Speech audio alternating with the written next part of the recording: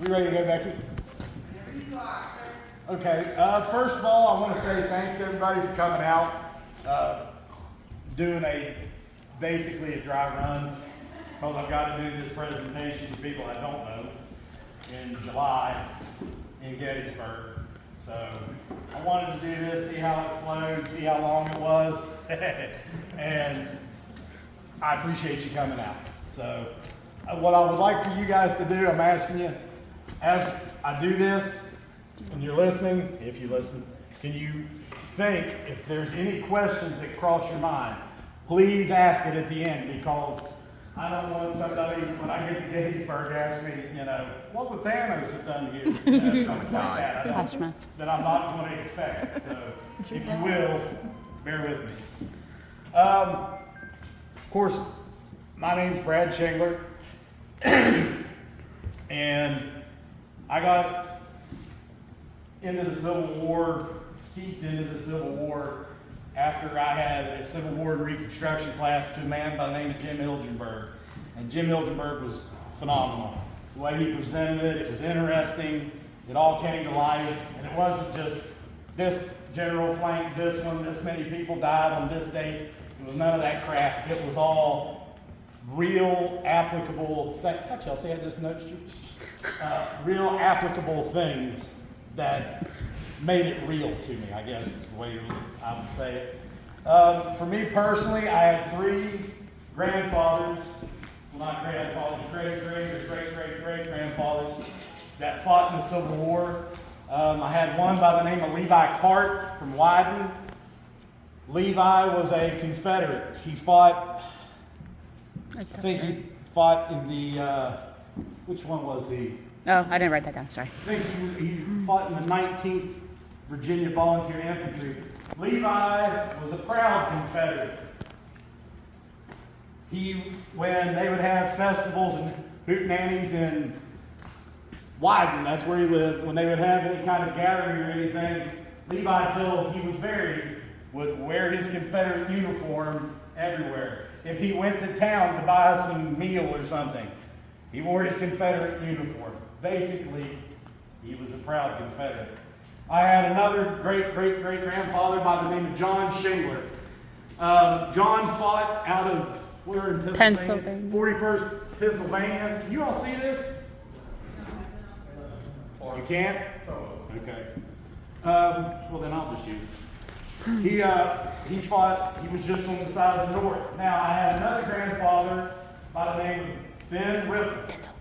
Ben fought on the side of the North and of the South. You hear a lot about brother fighting brother when you come down, when you talk about the Civil War, right?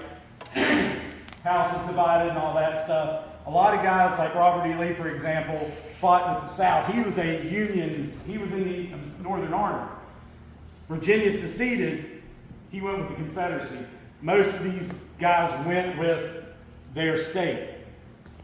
My great-grandfather, Ben Riffle, was no different. When the war started, he fought in the 1st Virginia Volunteer Infantry under a man by the name of Thomas Jackson, who was later known as Stonewall, who was born and raised Louis, north central part of West Virginia. When it looked like West Virginia was going to become a state, my great Ben Riffle said, you know what? If West Virginia's going north, I'm going north. He was in a Union prison. He went to the guys and he was like, hey, West Virginia's about to be a state. I want to swear allegiance to the Union. And they were like, that's fine with us. Swore allegiance, came back home, went to Heaters after he'd been home a couple weeks, signed up with the 6th West Virginia, and that's what he was in. Thanks. He was in to the end of the war. I need to go. You just hitch a ride with y'all to this and just be obnoxious. Like I said there a minute ago, go ahead, Dee. Next one. West Virginia. If I am anything, I am a West Virginian first. I'm a father, I'm a fat guy, I'm a husband, all that, but I'm a West Virginian more than I am anything. And we, the United States, West Virginia, is the bastard child of Abraham Lincoln. Does everybody understand how West Virginia came to be, or does anybody understand? Holly, anytime you tell me I don't know, I believe you.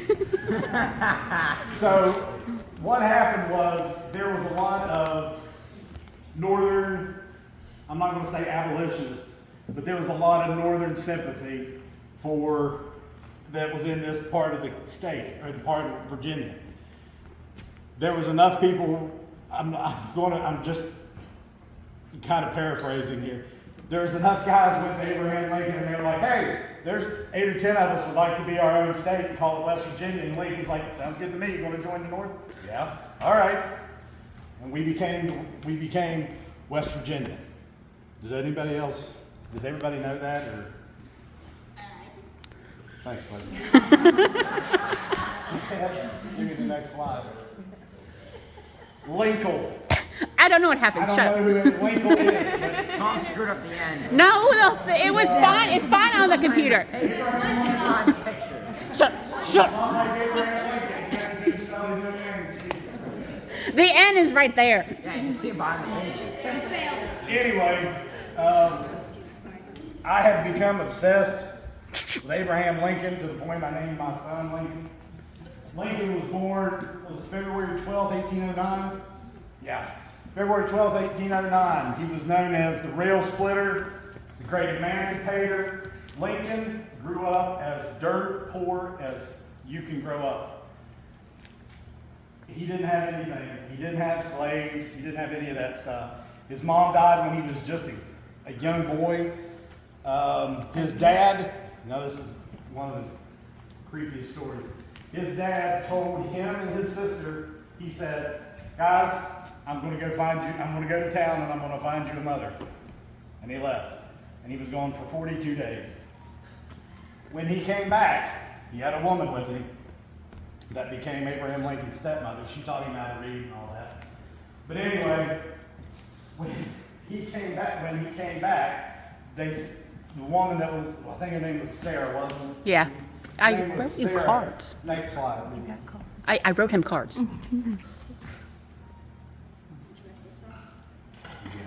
If you would follow the cards. I don't need that. I wrote him cards. See, this is what I wanted to do. His mom's name was Nancy. She died when his stepmother's name was Sarah. And she, like I said, she taught him how to read and all that stuff. Lincoln was a completely self-made man. I mean, completely a self-made man. She taught him how to read. He taught himself the law. He taught him, he was able to just go off of what he read to pass the bar exam. Brilliant man. I'll talk more about how intelligent he was. He was elected to the United States Congress in 1846. He served for 8 years and was beaten by an old boy by the name of Stephen Douglas. Stephen Douglas was a thorn in Abraham Lincoln's hind end for years. He beat him in every election except for one.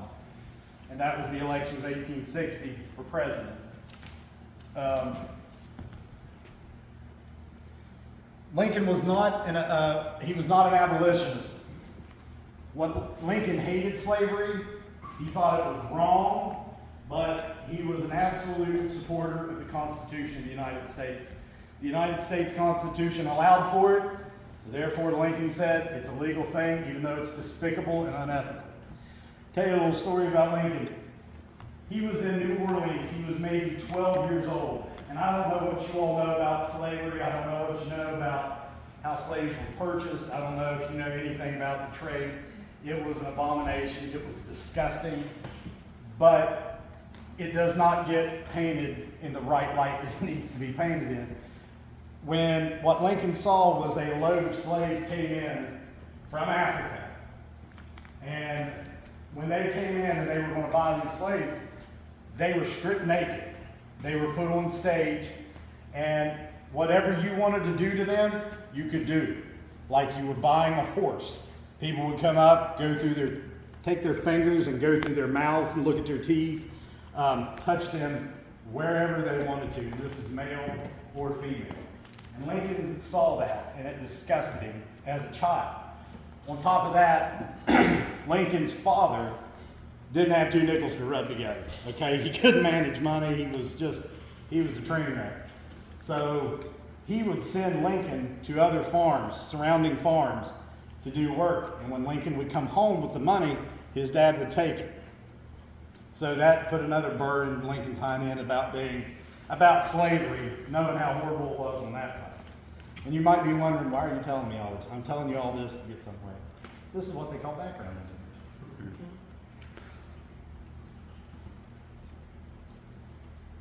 Their number. Did you get them out of order? Okay, 1860 comes around. The president, the Democratic president that was in office from 1856 to 1860 was a man by the name of James Buchanan. And what a lot of presidents did, Buchanan was no different, was kick the can down the road. Let's just act like slavery's not there. We'll pretend it's like Bigfoot. Yeah, we've heard people talk about it, and some people have seen it, but we're going to act like it doesn't exist. That's what Buchanan did. So, what Lincoln was the first Republican elected president, okay? The Republican Party was brand splendor new. It was formed out of old party named the Whigs. That's what Lincoln was before he ran as a Republican for president. Northern Democrats, radical abolitionists, a hodgepodge, basically, is what the Republican Party was, and Lincoln fit into it, all right? He runs against Douglas. There were 3 states, I believe, that didn't even put Lincoln's name on the ballot. I think South Carolina, Mississippi, maybe Kentucky. But 3 southern states didn't even put Lincoln's name on the ballot. But he still managed to win. He didn't win the majority, but he won. He didn't win over 50%, but he was the majority holder when the election was over with. So what happens? What happened after Lincoln got elected? Civil War. Shut up. What happened after Lincoln got The elected? answer's on the What was the slide. first state to secede? Justin Rhodes. It was South Carolina for a fact. South Carolina secedes. They attack Fort Sumter. And like they say, the rest of it is history. All right? You can hit the button. Yes. So, here's something I did not know, and I doubt most people know it. I don't think it's something people discuss, or it's a household discussion. You had a thing at that time called the General-in-Chief. It wasn't just the general of an army here or there, or a battalion or whatever. It was the guy that reported, that talked to the president and the Secretary of War. All right? This guy had the ear of those making decisions. When the war started, this old boy right here by the name of Winfield Scott built a lot like Holly Poling, fat, unattractive. Couldn't even get on a horse. They called him Old Fuss and Feathers. But he was on his way out. He was a hero, don't get me wrong. But by the time Lincoln was elected president, he was washed up and he was on his way out. He came up with a thing, though, before he left called the Anaconda Plan. Y'all know what an anaconda is, right? And my anaconda don't want none, so. So what he did was, what he was saying was, we're going to surround the Confederacy and just slowly choke it out to where it couldn't fight. Okay? Cut it off from resources, cut it off from being able to get reinforcements from anywhere, cut off any connection that they had with Europe, any of that. That was his plan. And everybody at the time was like, that's absurd. This isn't going to last any longer than 90 days. We're going to crush it. It's going to be a thing of the past. Well, he was right. It got out of hand real fast. So after Lincoln asked him, why don't you take it outside? Why don't you step down? You're not capable of doing this. So he did. So when he stepped down, they appointed a man by the name of Irvin McDowell. After McDowell, there was a guy by the name of George Brenton McClellan. This coward right here. He became the general in chief, and not only that, he was general of the Army of the Potomac. The part of the Northern Army that got the most emphasis, resources, whatever, was the Army of the Potomac. Okay? That was the one that was right up, the Potomac River is right there in Washington. That's why it was named. So, not only was he general in chief, he was general of the Army of the Potomac. This guy could not do anything right. He was an absolute coward. He outnumbered, his army would outnumber the Army of Northern Virginia, which was Robert E. Lee's force, would outnumber them double, sometimes more than double. Had no, but he was a coward. He would have 100,000 men in his army. Lee would have 60,000. He would ask for more soldiers. Lincoln even said at one time, he said, if he had 1 million men, he would say he needed 2 million and then ask for 3 million. It didn't matter what he did. He always was afraid that he was outnumbered. So after McClellan, there was a guy by the name of John Pope. John Pope was not the coldest beer in the fridge, you know what I mean? He did a lot of stupid stuff. When he screwed up bad enough, Lincoln replaced him with McClellan a second time. McClellan's thing, though, was it's like his hind end was made out of lead. He couldn't go anywhere. He couldn't do anything. He wouldn't act. He was a horrible, horrible general. Lincoln finally had enough of him, fired him. Not He was yet. replaced by a man named Ambrose Burnside. You all ever heard that name? You know, the hair that you can grow, and this is to you, Holly, the hair you can grow on your face and look like big lamb chops, that came from Burnside. His name's Sideburn. You know, he changed his sideburn. His beard was down, he just didn't have his chin, and it was all fluffy and feathered out. So Burnside crapped his pants at Fredericksburg. He was replaced by a man by the name of Fighting Joe Hooker. He took an absolute drubbing in Chancellorsville, and this old boy right here replaced him, Gettysburg. His name is George Gordon Meade. As far as it goes, Meade was about a B general. He wasn't bad. He wasn't Grant. He wasn't Robert E. Lee. He wasn't Jackson. But he was a fairly capable general. Now, caught you up on the eastern side. The Civil War had two fronts. It had the Eastern Theater and the Western Theater. And I remember when I heard it the first time, the Western Theater, I thought, my God, why were they out in California fighting? It's not it. The Western Theater was in Tennessee, Kentucky, down to Mississippi, that area right through there. Grant was out in the Western Front. As many hind end kickings as the Eastern Theater was taken, for the North was being beat up every time they went out. The opposite was true out west. Grant was your lead general out there. He was absolutely stomping holes. He was the hero of Donaldson. He won the Battle of Chattanooga. Y'all ever heard of the Battle of Shiloh? The Battle of Shiloh, that was the man that won it. Ulysses Grant. What are you laughing about? Why don't you take it outside, lady? So, Lincoln was quoted as saying, okay, let me step back. Grant has went through the Western Theater. There was the man that was in charge of him, was a guy by the name of William Henry Howard. Well, the West is having, the Western part of the Union Army is kicking the crap out of the South. Okay, they're just going out every time that they're hitting the field. Yeah, Grant's taking his fair share of loss, but what he's doing is winning. All right, he's not afraid, he's not a coward. And in the East, Lincoln's got so many generals that are just afraid to fight.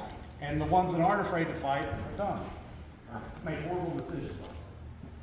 So Grant, by the time Gettysburg rolls around, the Battle of Gettysburg happened the first week of July, 1863. It was first, second, and third. When it took off, when it happened, there had been a siege of a town called Vicksburg. Y'all ever heard of Vicksburg? Vicksburg was about the size of Summersville. All right? It had been under siege. Grant had tried to take the city by force 6 times and been beaten back. But what it was basically a cliff on the river, and they were just shooting down at him, and they couldn't do anything with it. So what Grant did, what you gotta do is you've got superior numbers. He laid siege to it. He surrounded it. He choked it out. They couldn't get supplies, they couldn't get needles to sew, they couldn't do anything that they needed to do to survive. They were eating dogs, they were eating the soles of boots, which they didn't have a lot of them, they were eating mules, they were eating horses.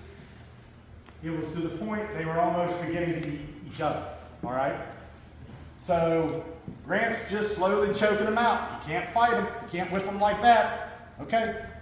So that's what he set in and started doing. Now I'm telling you that to tell you this. This siege went on for almost 2 months. All right? Imagine that. For 2 months, you can't go anywhere.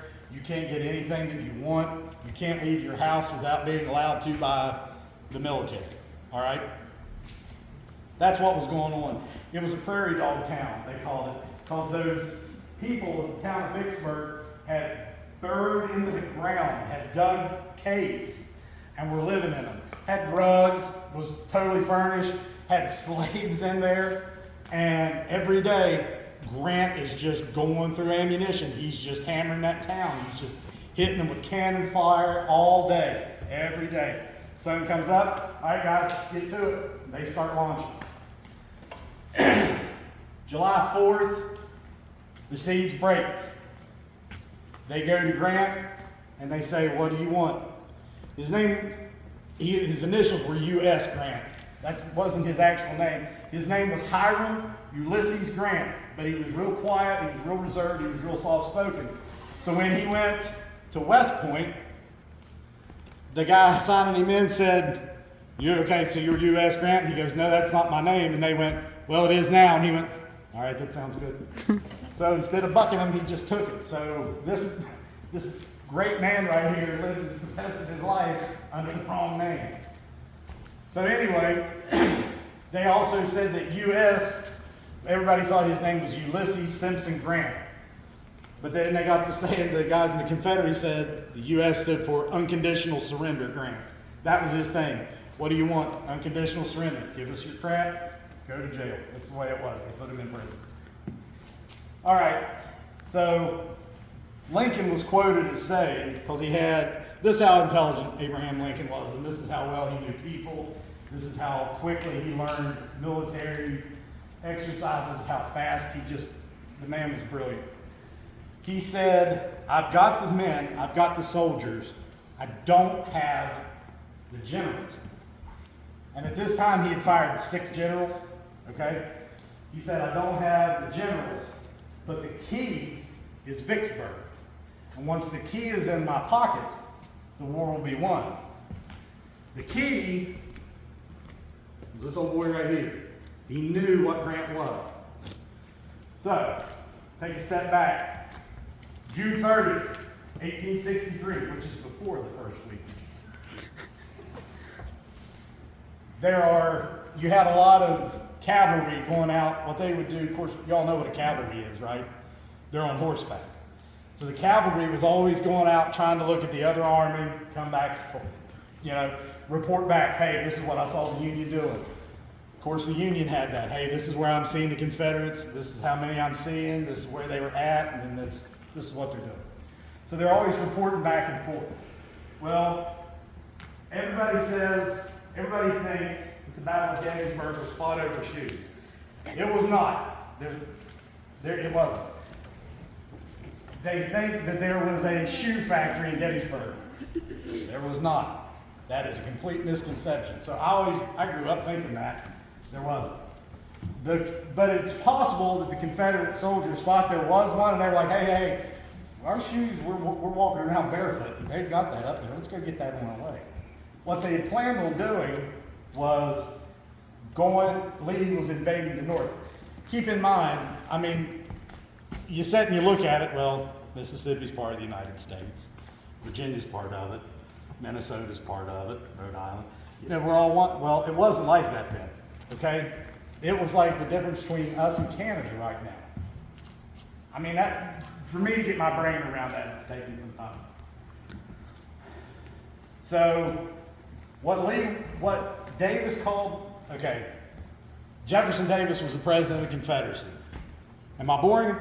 Am I losing anybody? Tell me the truth, because I'm trying to figure this out for you. Okay. Well, I don't care if I'm boring you, JD. You're the outside of Holly, you're the dumbest thing. So Davis calls Lee to Virginia, to Richmond, and he says, hey, I need you to send some guys to Vicksburg to relieve that army to get Grant off of Vicksburg, because that siege just went on and we're losing. It's going to fail. And once they got Vicksburg, Mississippi was unvexed. It would belong to the Union after that. All right? So Lee goes, I've got a better idea. I'm going to invade the North. I'll go north, get close to Washington, D.C. That'll have to pull Grant away. What Lee was banking on was he had whooped a high knee off of the Army of the Potomac over and over and over. And he figured, well, I'm going to invade the North, whip them, they'll have to send Grant down, so that'll do it. Well, it's not how it went. It backfired horribly. He goes to the north, he invades, and instead of it being a battle where he laid back and the North came to him, it was the other way. The North ended up at the high ground, whipped him. Took 3 days. 51,000 men, boys, brothers, fathers, dead. Enough men dead to almost fill Milan Pushkar Stadium. 3 days. So, after that's all over with, leading up before the Battle of Gettysburg, it had absolutely been, it was a summer about like this. You know how every time that you go outside, you're like, oh, it's pretty. You look over here and here comes the pouring rain. It's just been horrible water this summer. That's the way it had been up there. It had been miserable. There was water in the streets. You couldn't hardly get back and forth. It wasn't pavement or gravel at that time. It was mud. Okay? So, July 1st, record hot. These guys are fighting in wool uniforms. Not spandex. Okay? They weren't in shorts. Nobody out there in the thong or boxer shorts. They're fighting in wool uniforms, guys, for 3 days. So, not only are you having hundreds of thousands of bullets shot at you on a daily basis, you are miserable physically on top of scared. So the battle ends. Okay? Battle ends. He starts going, Lee starts to retreat back into Virginia. All right.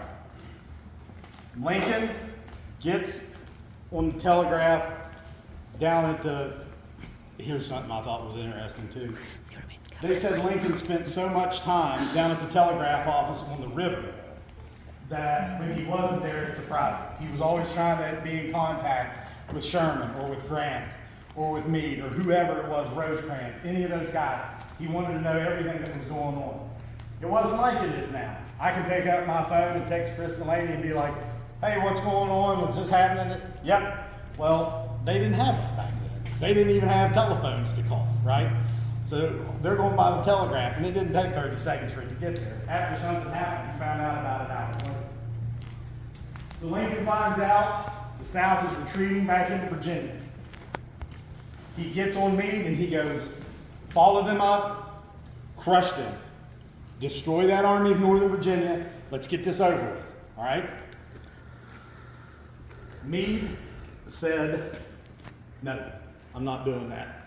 His men had fought for 3 days in that horrible heat. They were exhausted. They had watched God knows how many men, brothers die. It was an absolute horrible situation. Out of Lincoln's presidency, and of course I'm just some dude, but out of Lincoln's presidency, that's the only thing that I can think of that he was in the wrong about, was all the hell that he raised at Meade, because Meade didn't go and try to crush his army because he was trying to take care of his own people. All right? Now, in my view,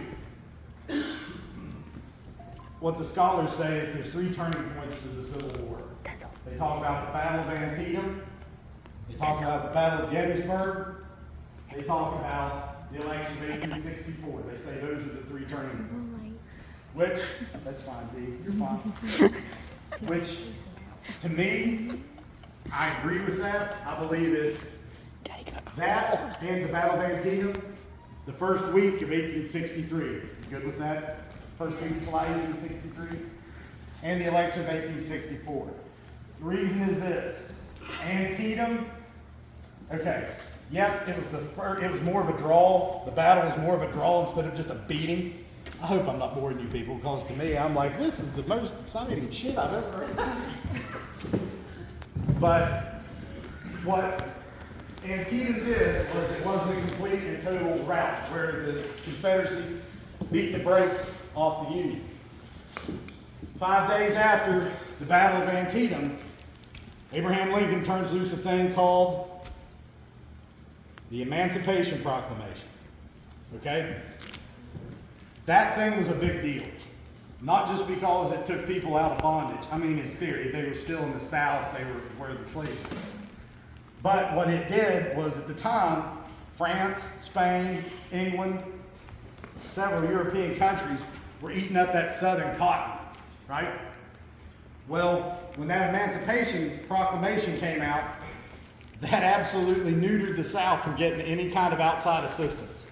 And the reason it is in the big stage, in the world stage, you can't be the nation that's fostering a nation that has legalized slavery.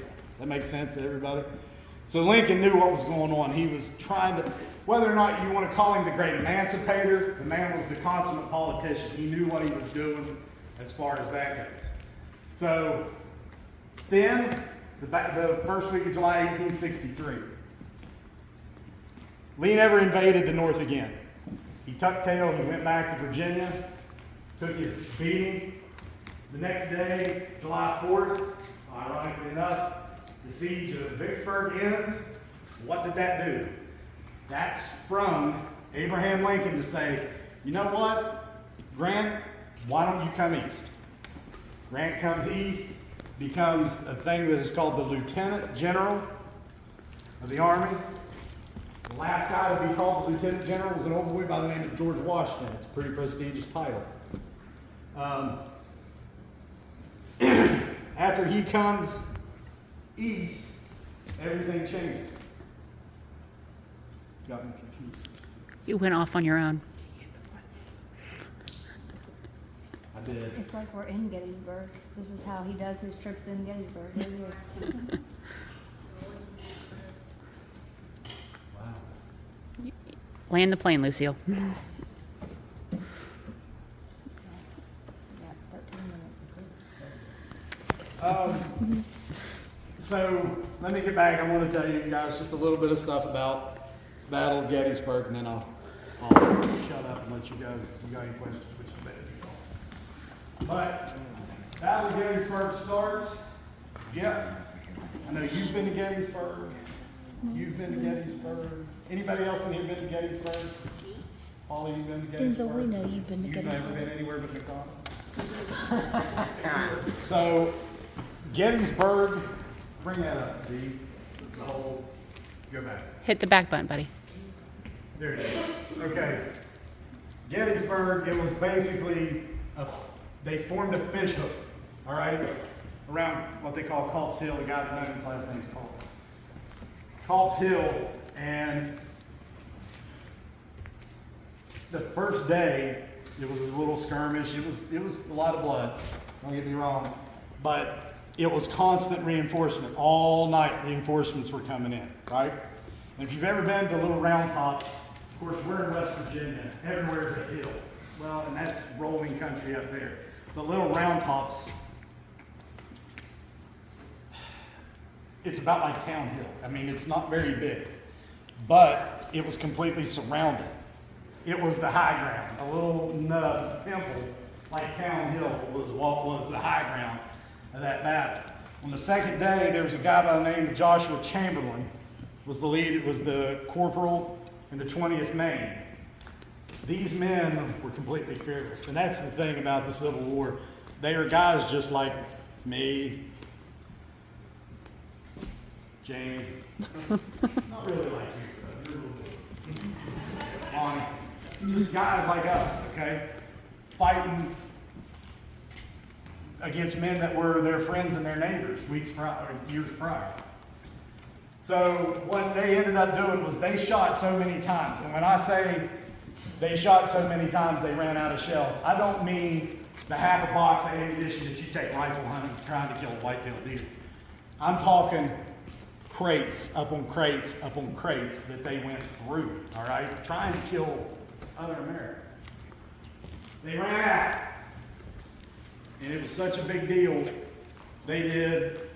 what it said it looked like was a great gate on a post. They stretched out, fixed bayonets, and charged these men shooting at them. I couldn't have done that. I'm afraid to get a tattoo. There is not a chance in hell that I could have just put a knife on the end of my gun and went, all right, I'm gonna get these guys. But that's what the 20th Maine did. And they captured, I think they captured 430 some Alabamians, which we've been around Alabamians, Justin. They're pretty easy to catch.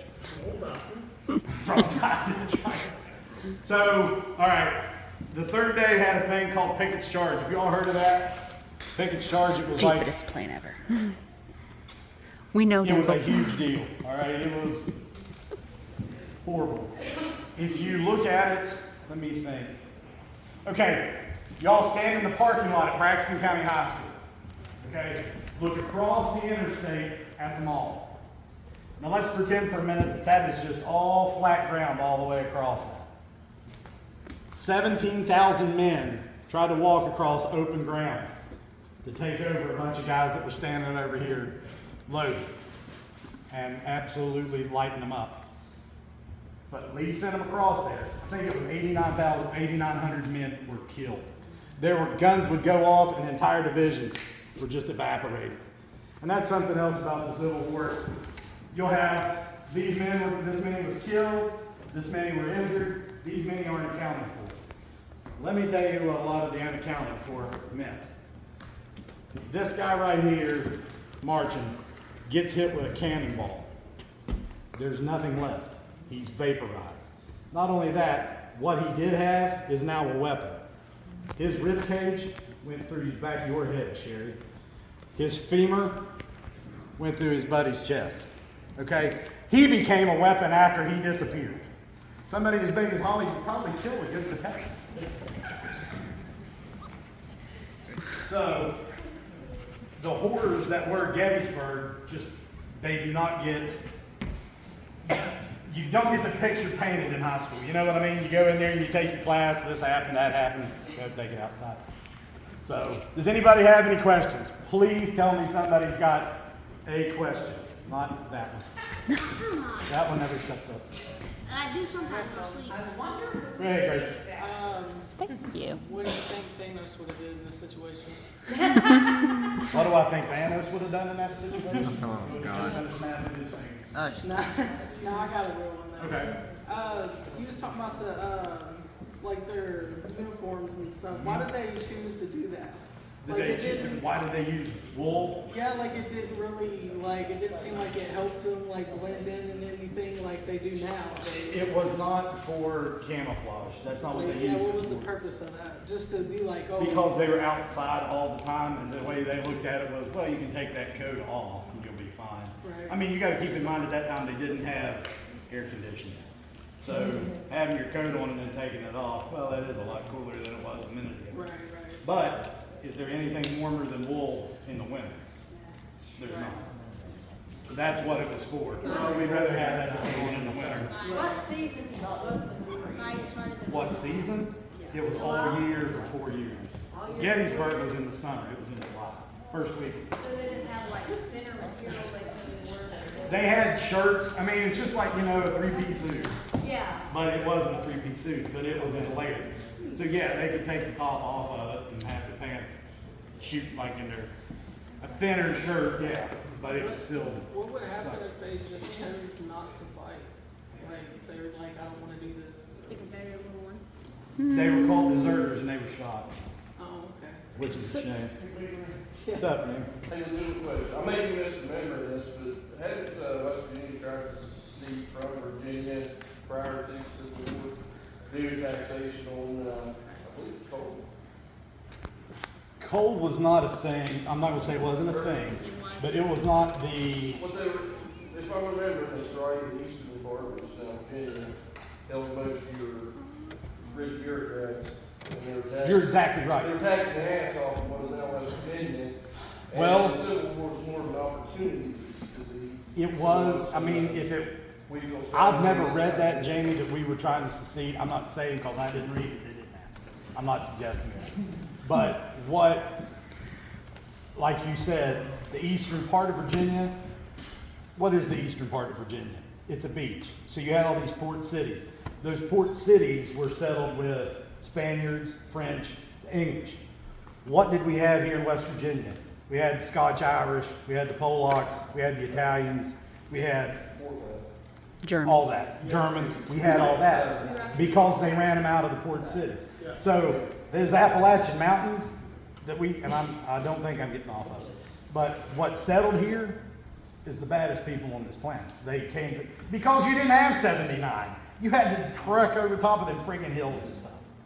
But to my knowledge, West Virginia did not try, or there might have been, but it wasn't full scale like it was 1863. At one point in time, they tried to find ways to leave Virginia, and the Civil War was more of an opportunity to finally do that rather. Oh, absolutely. Rather than a strong stance in one direction or the other. That's exactly right. I mean, Bigger than coal at that time, though. do what? Timber was bigger than coal at that time, wasn't it? Yes, much bigger. Timber was a big industry during the. That's correct. Oh, and it exploded because the other thing you guys got to keep in mind is we didn't have cars, we had horses and we had trains. And what you have to run on trains on, you got to have timbers, you got to have wood. So, and to get the iron melted, to put it into position to make it onto a rail, you got to heat it. And what are you heating it with? Coal and wood. The coal was not, coal blew up in West Virginia in the early 20th century. That's the 1900s. Well, not necessarily agriculture, just taxation from the eastern side. Now that's entirely possible. Say again? Of the mineral rights. Okay. Because secession didn't help that anyway. They had farms and stuff, we had research. And I believe that, I'm almost positive that That's entirely possible. That's not one of the things that I'm well versed on. A lot of mineral rights from West Virginia and the secession. Well, yeah, and they've always done that. I mean, they did it even after. Anybody else have questions? Somebody's got to have one more intelligent question. You know anything more about Grant's background? Yes. I do. Because I love so, Grant. I mean, you're saying he's a genius, you know, he's. Grant? Yeah, he's- Grant came out of a place called Galena, Illinois, Justin. He Ohio. he came out of Galena, Illinois. He failed at most things he did, but he was really, really good at war. And the thing that separated him from the rest, let me give you an example. He was also, the testicular fortitude in this cat was unbelievable. In the Mexican War, his guys ran out of ammunition. That man got on a horse, slopped over to the side of it, and rode it through enemy fire. Yeah. Got more ammunition, got back on the other side of it, ran it back through. And we're not talking, he ran from here to the Bigfoot Museum. Was he basically though a self-made? Yeah, not like Lincoln was. Grant was more of a, his dad owned a tannery. He had a real weak stomach. The sight of blood made him sick, which, look at the irony there. But he got a position at West Point. His father got him in. He did. He went through West Point. He went through West Point, Robert E. Lee, Jackson. Sherman. Does anybody know anything about Stonewall Jackson? I know he's a West Virginian. He's wonderful. He was a lunatic. And everybody paints him out as this religious zealot. And yeah, I believe he believed in God and all that stuff. But he was a killer. I mean, he was a hardcore killer. And death did not faze him in the least. Did I answer your question about Grant? Yeah, just looking for a little history on it. 'Cause, I have a book Is you can that borrow. something you think, do I need to flesh that out more with Grant then? I mean, I think we covered a lot of information. Well, And depending on your, audience, yeah. I don't know how much people know, and that's why I was wanting everybody to ask questions. I'm If I not don't, saying you beat the horse when it's dead, but there's a lot of, you're hitting the high points. And there's a lot right, and I'm trying to of rush stuff. through it. Right, stuff. Anybody else? Chris, I'm sure you have a question. Same thing, I'm not. Famous horse's name. What was that? Kangaroo. His name? Kangaroo? One of them, He had Jeff See, Davis. Lee's was Traveler. horse that he rode when he went to get Lee to surrender. Traveler? No. No, Traveler Was Lee's. was Lee's horse, What was? Cincinnati. Is that Cincinnati, what it is? I don't Jeff. think I've ever known that. Yeah, he had like 4 horses. There's Jeffy Davis, Cincinnati, Kangaroo, and there's one other one. He was the horse he chose because it was more noble. He was real, he was a hell of an equestrian. I'm trying not to cuss him. He was a wonderful equestrian. At one point, in the middle of a battle, a guy beat a horse. Grant had that man tied to a tree and whipped. He realized not just the importance of the horses, but they were beings, you know what I mean? Can you tell us the ages of some of these generals while a lot of this is going on? They were like our age, Justin. I mean, 35 to 45 was the majority of them. Lee was older. Jackson was around my age. I'm 43. I'll be 44 in July. Let's see, Winfield Scott was older than the Hills. But like I said, the majority of them were middle-aged. And you guys got to keep in mind, the majority of the war, the battles that these guys had fought were against Indians. Indians had bows and arrows, and some of them had rifles here and there. These cats that were shooting across at you had cannons. They had the same stuff as you. Tell you something else about Abraham Lincoln. Anytime I talk about him, I tell everybody, Abraham Lincoln was the first terrorist. And of course that comes out of your mouth, my God, why would someone say that? He was obsessed with weaponry. The weapons that we have today, we have because of the Civil War. There was such a jump in technology as far as fighting implements. The story is told that Lincoln was always walking on the docks of the Potomac, okay? And they said that one day he was always running into people down there he was meeting. And this guy walks up to him and he hands him a box, and Lincoln opens it and he goes, well, I'll be damned. And what it was it looked like a lump of coal. But what it was a bomb. And what they would do with those lumps of coal is guy would have one in his hand and he would walk by a southern train, pitch it in the boiler room. 3 miles down the road, that thing explodes and everybody's done. So that's just one of the stories. They said Lincoln was always walking on the docks down there at the Potomac because his life was a misery to him. He lost a son while he was in office. He was killed while he was in office. He had the Civil War. There was a horrible time to be president. But the man was something else. Anybody else got any more questions? Hey, Grubby.